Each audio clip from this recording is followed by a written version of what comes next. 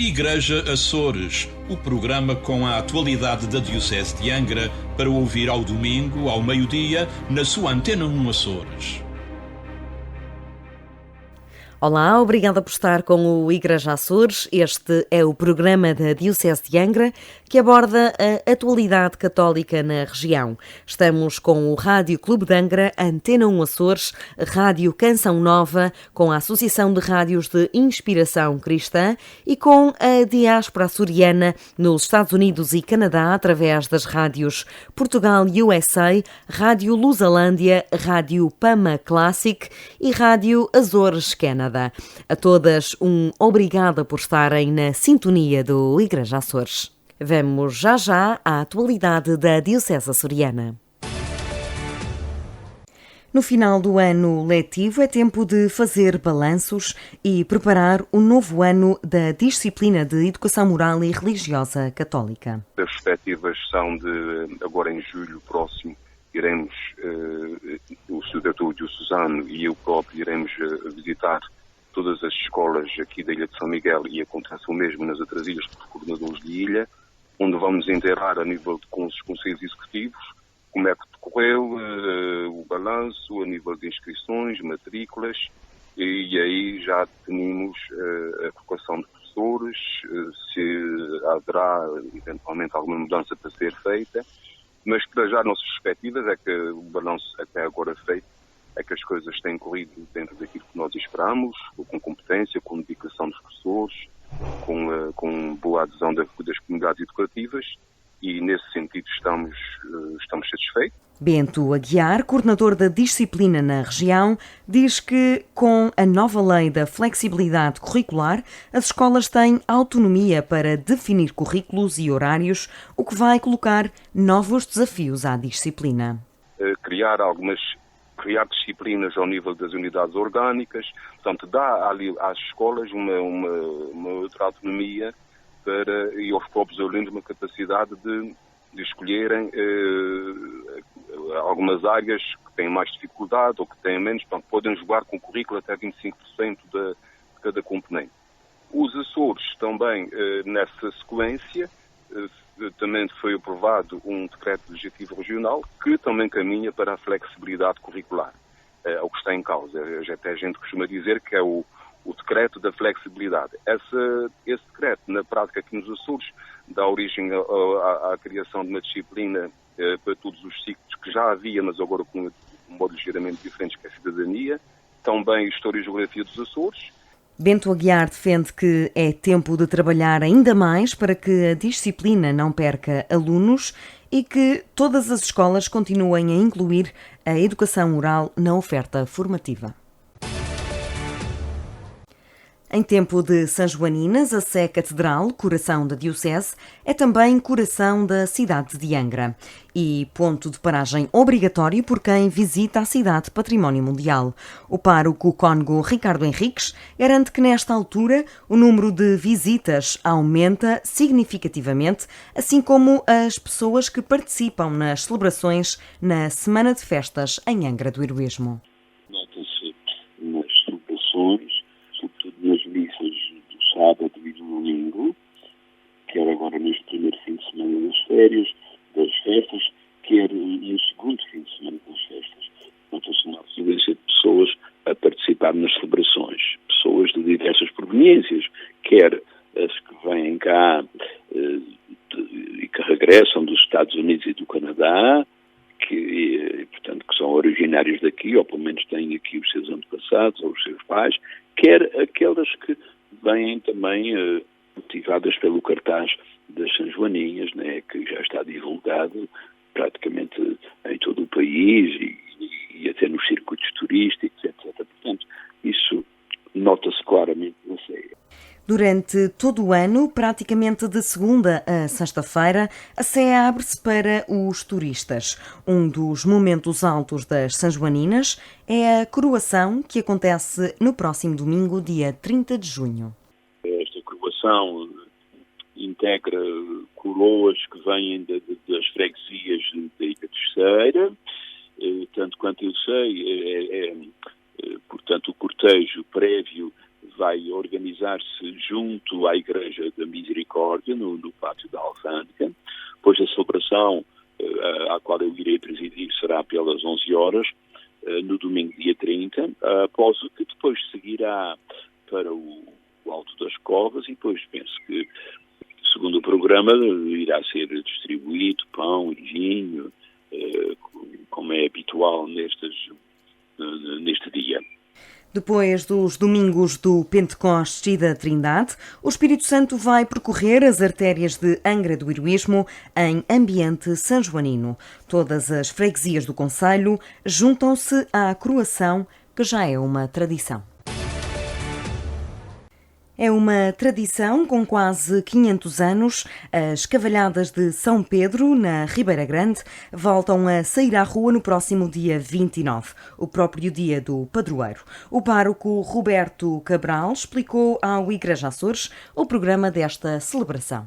O percurso acaba por sair da concentração junto ao Palácio da Mafuma, que fica na parte superior da freguesia. Depois eles vêm em direção à igreja, e chegado à igreja, o rei, ladeado por 2 lanceiros, que são eles que abrem o dito cortejo, e depois são acompanhados por 3 correnteiros e os restantes cavaleiros.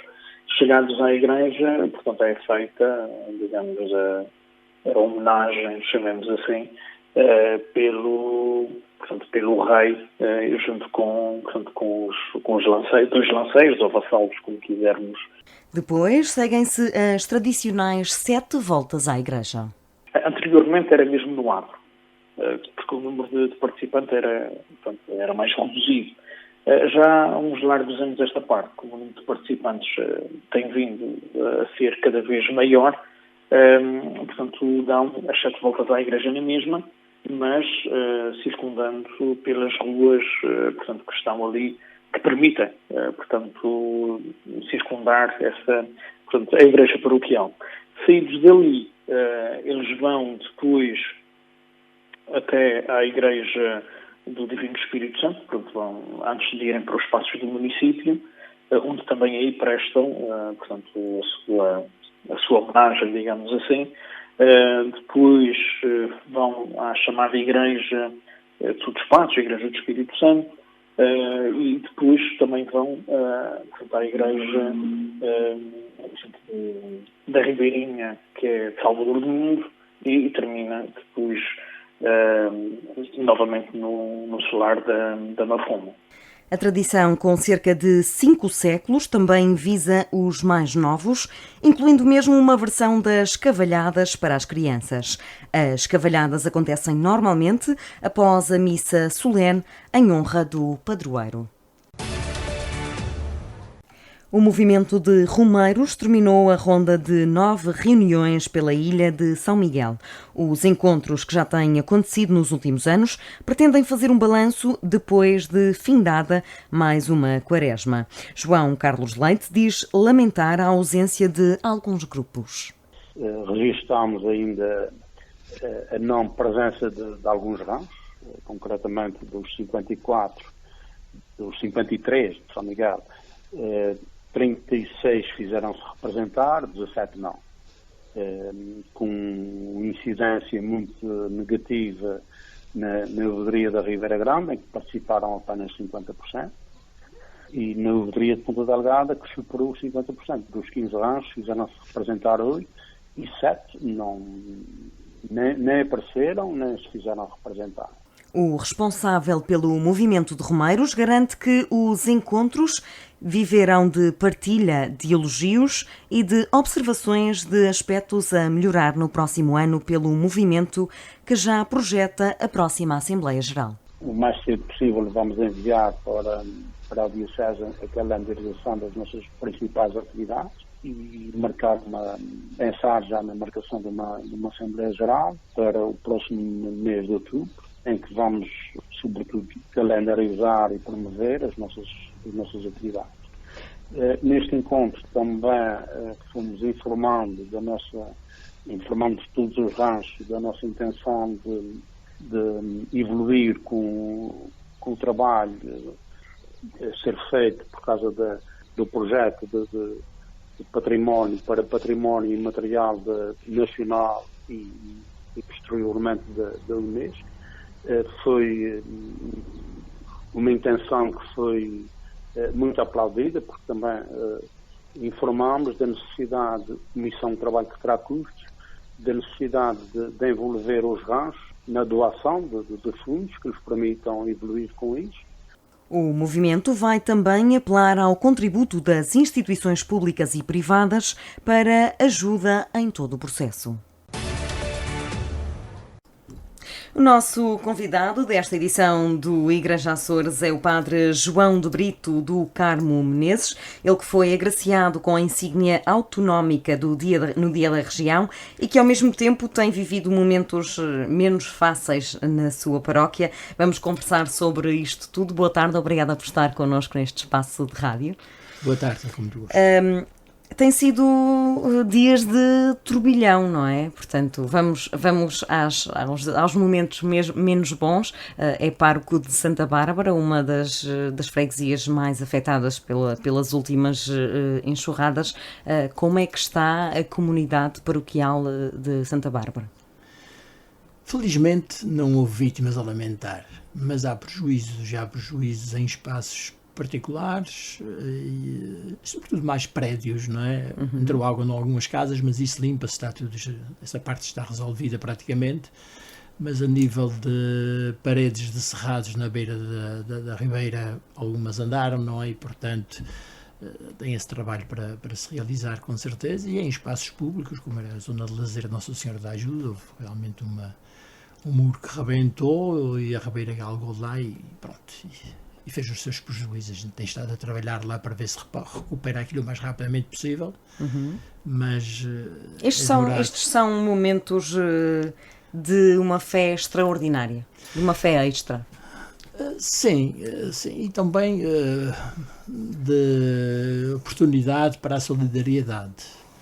Sentiu isso? Eu vivi intensamente o abalo sísmico de 80. Eu estava aqui no Parque de São Pedro e com a minha mãe, que sou natural das 12 Ribeiras, tinha ido às 12 Ribeiras naquele dia, visitar parentes, e ocorreu o sismo na altura em que eu estava lá, e portanto eu sei, e depois todo aquele trabalho que se fez de reconstrução da ilha, especialmente aquela zona mais afetada, mas toda a ilha, após o sismo, em que as pessoas trabalhavam, crianças, mulheres, homens, toda a gente trabalhava na reconstrução das suas casas, ajudavam-se mutuamente. Eu era parte aqui, mas sempre tinha um momento livre na semana, geralmente um dia, ia lá acima colaborar com as pessoas da minha terra. Agora, pois isto não foi nada, digamos assim, comparado com aquilo que ocorreu no sismo. De facto, o ano passado, salvo erro, o Sr. Presidente da Câmara já, se foi ele ou terá sido do Ambiente, alguém falou que era necessário construir zonas, como é que se chama, bacia de retenção, como construíram na Algalva aí há uns anos, e uma das zonas que precisava construir uma bacia de retenção era exatamente Santa Bárbara. E a prova está aqui, não é? Sim, nós temos muitas ribeiras. Santa Bárbara tem 5 ribeiras, tem 2 meias ribeiras, digamos assim, portanto são 7 ribeiras que passam naquela zona, e depois há uma quantidade de grotas que depois vão para aquelas ribeiras. Com esta rede assim de veios de água, ninguém pensava que isto iria acontecer. Embora em 2013, em 1813, assim é que está certo, portanto há 206 anos, houve umas chuvadas muito fortes. A população daquela zona chamava o ano do dilúvio, em que morreram pessoas das 12 Ribeiras, a Ribeira levou pessoas das 12 Ribeiras, de São Bartolomeu e também de Santa Bárbara, 3 pessoas. Portanto, a história já andava a dar estes sinais. Sim, pois é, de tempos a tempos acontece isso. Agora já há muitos anos não acontecia uma coisa que não aconteceu agora. E a população uniu-se muito? Sim, já não há tanto, também já não há tanta disponibilidade, há muita gente que já não trabalha por sua conta como naquela altura do sismo de 80, mas há pessoas que ajudam, sempre aparece uma ou outra que vai ajudando e que se disponibiliza os seus meios de tratores, máquinas agrícolas para alguma coisa que seja necessária, não é? E a paróquia continua a precisar porque vocês continuam a arrumar a casa, digamos Sim, assim. A freguesia em si, portanto, nós colaboramos muito com a Junta de Freguesia, né? Trabalhamos com a Junta de Freguesia e de mãos dadas, e é exatamente nesse sentido, não é? Este é o senão de um ano que é a bela, como se costuma dizer, não há bela sem senão. Este foi o senão, infelizmente começamos pelas piores notícias, porque agora vamos falar sobre as coisas boas que este ano lhe trouxeram. Portanto, foi agraciado com a insígnia autonómica no dia da autonomia, no dia 10 de junho, e está a celebrar 50 anos de sacerdócio. Este é um ano muito importante para si. Pois é, é de facto. E ainda relacionado com aquilo que estávamos a falar anteriormente, estas águas têm sido uma bênção. Simplesmente foram demais. Pois. Porque nesta altura do ano, chover assim como tem chovido, para a lavoura, para as pastagens, para os milhos que estão semeados. Seria bom. É uma maravilha. Se viesse estão cheios de água. Agora começar a vir o calor, os milhos vêm com uma força tremenda. Se viesse um bocadinho por dia, não é? Exatamente. Se tem sido esta quantidade de chuva por 4 vezes, tinha sido muito bom. De 15 em 15 dias dava-nos muito jeito, não é? Mas nós não é que mandamos nestas coisas. Pois não. Então vamos aos nossos assuntos, não é? Vamos a isso. Como é que recebeu esta informação de que seria condecorado neste dia da região? Olha, recebi com surpresa. Portanto, no dia em que me telefonou a senhora Presidente da Assembleia Regional em nome pessoal e também em nome do Presidente do Governo, que eu tinha sido escolhido também para ser condecorado com a insígnia autonómica de mérito cívico. Fiquei surpreendido com isso, com certeza. A gente faz as coisas, não está à espera. Quais foram os motivos que lhe deram? Olha, vai ser agraciado por isto. Portanto, é mérito cívico, portanto, por aquilo que eu tenho feito em relação, não só como na minha vida de padres, especificamente na minha vida de padre, não é? Vamos lá, na parte litúrgica e na parte pastoral, enfim, também me tenho dedicado um bocado à promoção da minha terra, quer a nível cultural, quer a nível social e promocional. As 12 Ribeiras, aquela zona oeste, a zona oeste da ilha, era uma zona até certo ponto que estava, como menos populosa, estava assim um tanto ou quanto atrasada em alguns aspectos, não é? E portanto, desde bastante novo, sobretudo desde 63 para cá, eu ainda era seminarista na altura, pensei que devia ajudar a minha terra sempre que pudesse. E se me permite, eu vou contar aqui o que é que me motivou. Eu estava no seminário no meu 5º, 6º ano, portanto corresponde hoje ao 9º, 10º ano, e li numa revista da Ação Católica Rural, da JAC, mais concretamente Juventude Agrária Católica,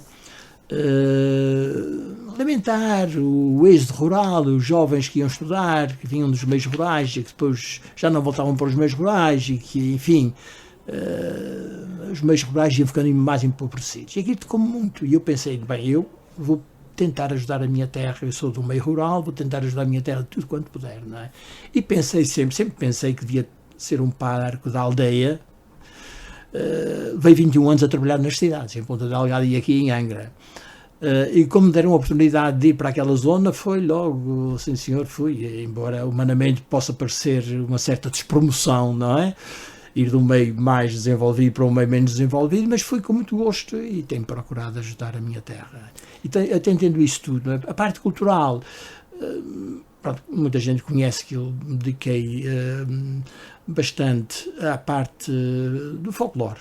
Etnográfica. Etnográfica e folclórica também, não é? Portanto, e não só a nível com a criação do grupo das 12 Ribeiras, e não só nesse sentido, também com a criação de escola de viola, foi a primeira escola de viola que deu frutos, digamos assim, de tocadores de viola regionais. As 12 Ribeiras têm neste momento belíssimos tocadores de viola regional, não? E também fez escolas em outros lados, como por exemplo Santa Bárbara, Raminho, enfim, para 5 Ribeiras, para a formação de tocadores de viola. Bem, e a investigação em relação ao folclore dos Açores.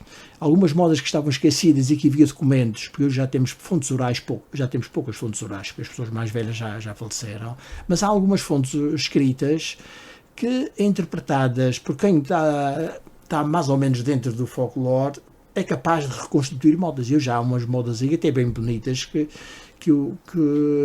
nós reconstituímos, graças também à ajuda de um elemento que trabalha connosco desde 1979, que é o José Avelino Simões, que é um grande músico, não é? Portanto, nós constituímos uma quantidade de modas que estão a ser interpretadas pelos grupos e que oralmente perdeu-se a tradição, mas havia algo escrito que nos permitiu constituí-las.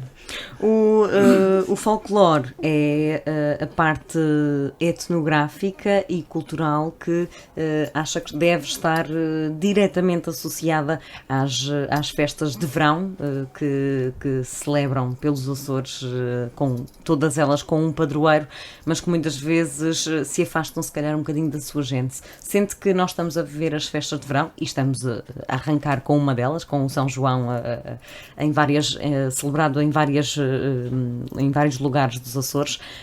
Sente que nós estamos a desviar-nos um bocadinho da gênese das festas de padroeiros? Pois. Eu sei que a pergunta é muito genérica, porque há casos e casos. Pois, claro. Estou a perceber. Eu penso que, claro que é uma opinião pessoal, que a parte estritamente religiosa, litúrgica, sim, mais litúrgica, digamos assim, está talvez mais arrefecida, não é? Mas não podemos dizer que não haja um sentido religioso, vamos lá, atendendo a que as pessoas não se limitam apenas àquilo que é concreto, real de cada dia, mas nas festas há sempre algo que transcende.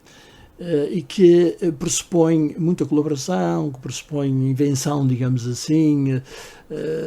Ao menos quando vinha na viagem, estava precisamente a ouvir o Rádio Clube de Angra e alguém estava a entrevistar a pessoa que criou este ano os carros alegóricos, não é? E ela estava a dizer que tinha surgido uma ideia, tinha criado uma ideia. Portanto, há sempre todo este espírito criativo. O mesmo acontece nas marchas e muitas outras coisas. Quer dizer, portanto, isto são tudo valores que vêm ao de cima e que se põem a render ao serviço dos outros. Isto é também, podemos dizer, religioso no sentido mais lato. E sente que são importantes para que as festas continuem vivas? Sim. Olhando, por exemplo, a tradição das nossas festas sanjoaninas, no início dos anos 70, e até meados dos anos 70, o folclore era, sobretudo a partir de 75, 76, 77, era o dia que mais marcava. Depois, em 81, quando nas festas sanjoaninas que se realizaram nesse ano na Praia da Vitória, no ano em que a praia foi levada à cidade, alguém teve a ideia, ou a comissão, por sugestão de alguém dentro da comissão, de fazer umas marchas já à semelhança das marchas de Santo António. E realmente tornou-se o número mais empolgante, ou que mais chama gente a... Mas que não está na raiz das sanjoaninas. Não está muito longe disso. Não é? A primeira vez que se fez as marchas aqui foi em 81. Não é? Passou a ser um momento alto, mas não estava na sua gente. Eu compreendo perfeitamente bem, porque nós vivemos muito o Carnaval, por exemplo, e o Carnaval hoje é muito criativo. E as marchas também são muito criativas. E entra muita gente de uma comunidade que organiza as marchas e os familiares acompanham-nos. De maneira que isto tudo enche, digamos assim, não é? Muitos dos familiares, muitos dos amigos acompanham e enche as sanjoaninas. Eu tenho ouvido críticas e eu pessoalmente, se calhar, eu também comungo dessa opinião, que acho que há marchas demais, não é? E cansa demasiado as pessoas, não é? Mas a gente compreende, porque pelo menos as primeiras marchas têm muita gente a presenciar o desfile delas. Quando é para as últimas já não haverá tantos, com certeza. Quanto às questões dos grupos folclóricos, sente que a crise maior já passou, eles voltaram a estar na moda, digamos assim, portanto já há uma nova geração a integrar estes grupos, ou ainda é urgente que eles ganhem outra vida? Pois, neste momento os grupos folclóricos não estão assim a ser muito solicitados, e é pena que não são muito solicitados. Não é porque eles não tenham vida, é porque não têm atividade. Nós ensaiámos, e, enfim, e cultivamos a música e pronto. Faltam convites, é isso? Faltam convites, né? Às vezes, e quando convidam, por exemplo, as nossas festas de verão, se nos convidam 2, 3 grupos e a gente vai assistindo uns aos outros e pouco mais gente aparece, não é assim. Pronto, como todas as coisas, há umas que estão mais na moda e neste momento os grupos folclóricos não estão na moda. Também uma coisa que nós estamos a sentir neste momento, as direções dos grupos, é a falta de elementos masculinos para bailar. Para as senhoras poderem dançar, não é? Esse é um drama que muitas mulheres vivem. Mas já em 91, numa das nossas idas à França, o presidente do Festival de Ganaga, Jean Rocha, falecido, ele dizia, nós estamos com muita dificuldade de arranjar homens para... Em 91 já estavam na França a sentir isso, e agora para nós já chega a um ou grupo ou outro que está a queixar exatamente da falta de elementos masculinos para bailar. Portanto, bailar, senhores, comecem a integrar mais os nossos grupos folclóricos porque as senhoras querem dançar, não é? Com assim? certeza, exato. E muitas vezes as mulheres é que vão rodando nas próprias atuações, porque há algumas que nem sequer têm par, mas integram o grupo na mesma. Pois, com certeza. Não sei se em todas as paróquias daquela zona, falo da que conheço um bocadinho melhor, é lugar comum dizer que os jovens estão afastados de tudo. Há, por exemplo, na comunidade barbarense de Santa Bárbara, uma comunidade, um grupo de jovens bastante ativos. Isto é a realidade daquela zona da Ilha Terceira ou é uma exceção? Acho que não. Nas nossas filharmónicas há muitos jovens integrados. No desporto também há muitos jovens integrados, não é? E integram-se no Carnaval, integram-se nas marchas nacionais, sobretudo nestes dois é assim um pouco cultura de massas. Portanto, o ensaio é 2, 3 meses, não é? E depois descansam, não é? A grande dificuldade talvez é ser persistentes e ter semana a semana ou de 15 em 15 dias os seus ensaios. Nas filharmónicas não é bem assim, as filharmónicas vão para os ensaios e há muitos jovens integrados nas coisas, com certeza, não é? Muitos mesmo. Alguns outros que não, mas a maior parte das pessoas integram-se, não é? Como é que nós poderemos, como já fez com algumas obras, como é que nós vamos conseguindo preservar estes patrimónios culturais que vamos tendo e que alguns vão morrendo com as pessoas que vão falecendo? Olha, com boa vontade. É curioso, na zona da Zero, Nossa Senhora da Ajuda, lá um espaço para crianças, e alguém escreveu lá numa das arcadas, na ornamentação que fizeram, esta frase que nos faz pensar: lutar sempre, perder talvez, desistir nunca. E portanto, quando as pessoas se empenham, há por vezes derrotas, há perdas, às vezes não se consegue, há contratempos, mas conseguem depois com a boa vontade, desde que não desistam, não é? E sente que este património cultural poderá ser decisivo no regresso dos jovens que saem da ilha para estudar, para voltarem? Alguns voltam por estes motivos? Não sei. Não é suficientemente... Nós temos jovens no grupo, alguns que tiveram mais jovens, elas, não é? que estiveram no grupo, fizeram sua formação universitária e regressaram ao grupo. E voltaram àquelas rotinas culturais. Sim, alguns fizeram isso. Não muito, mas alguns fizeram isso, não é? E as festas de verão vão continuar como estão, com a nova geração, ou teme que elas possam perder algum vigor também? Não sei, eu sou por natureza otimista. E portanto, acontece é que nós vivemos num tempo em que muitas vezes as pessoas não têm muita vontade, ou melhor, não são muito persistentes, e os jovens são muito sensíveis a isso, com certeza, mas à medida que vão amadurecendo, penso que eles se vão integrar. Nós temos também um grupo de escuteiros que está com bastante animação, não é? E há muito desporto lá, com certeza, não é? Mas pronto.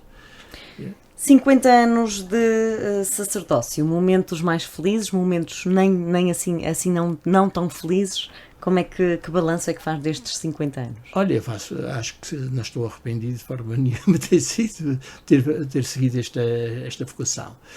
O que é que mudou no seu papel de pastor? Momentos muito felizes que tive, não é? Com certeza. Há outros não tanto, não é?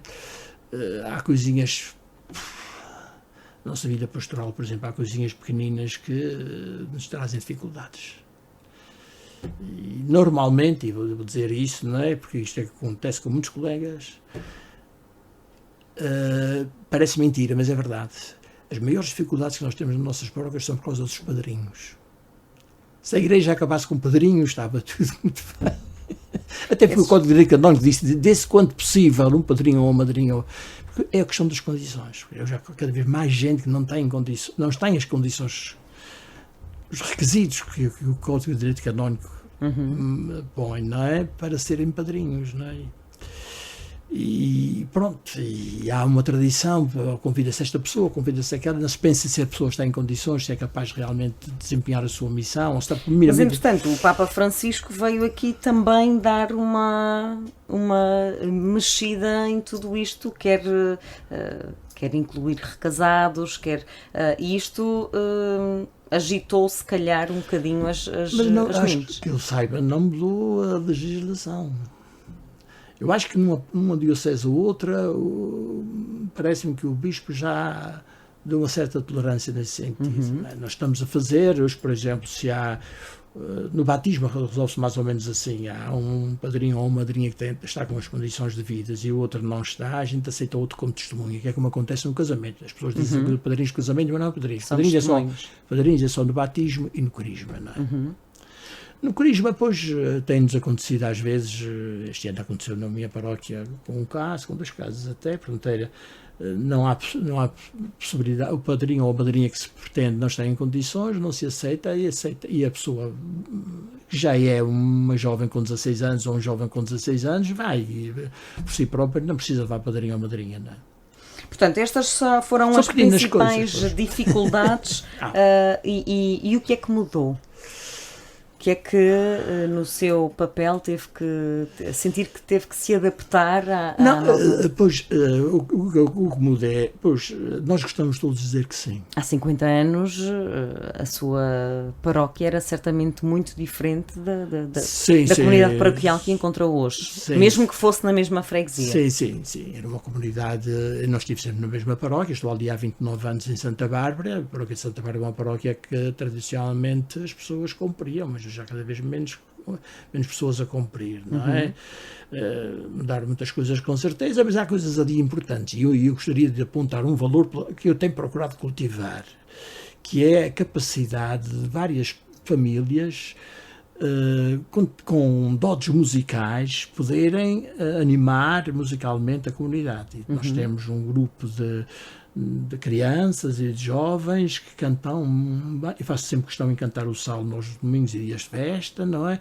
E que cantam o salmo, e daí, por exemplo, ontem tivemos a primeira comunhão das crianças e foram 3 crianças que cantaram o salmo, o aleluia, e também cantaram um credo resumido, não é? Crianças. Aconteceu aquele lugar de destaque grupo, que o Papa Francisco quer que os jovens tenham. Exatamente, naquele grupo, e eram crianças, portanto, crianças de 8, 9 anos, naquele grupo de 9 crianças, felizmente havia gente com capacidade musical para o fazer e fazer com dignidade. Ensaiou-se, com certeza, bem, pronto, e são valores, e eu vejo que a comunidade canta, quem vai participar, por exemplo, na liturgia em Santa Bárbara, nós habitualmente fazemos o possível por cantos conhecidos. E a gente sente a igreja cheia, porque as pessoas cantam.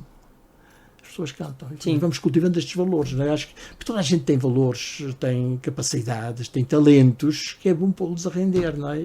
Aliás, não nos servem de nada se a gente tem não forem partilhados. Não foram partilhados. Bom, Padre João de Brito, obrigada por ter estado connosco neste espaço de rádio. Parabéns pelo reconhecimento autonómico e que continua a fazer muito pela nossa cultura, pela nossa etnografia. Obrigada por ter estado connosco. Obrigado, eu. E o Igreja Açores regressa na próxima semana. A Diocese vai ter mais um sacerdote ordenado. É com ele que conversaremos no próximo Igreja Açores. Igreja Açores, o programa com a atualidade da Diocese de Angra para ouvir ao domingo, ao meio-dia, na sua Antena 1 Açores.